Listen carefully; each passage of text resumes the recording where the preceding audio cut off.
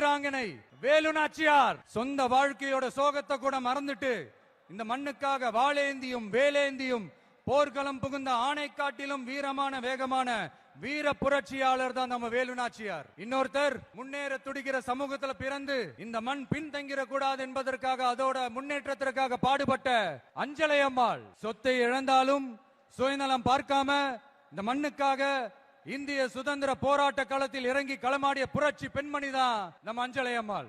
இவங்க தான் நம்ம கொள்கை தலைவர்கள். இவங்களை நாம உறுதியாக பின்பற்றுவதே நமது மதச்சார்பின்மைக்கும் சமுதாய நல்லிணத்திற்குமான மிகப்பெரிய சான்றாக இருக்கும்.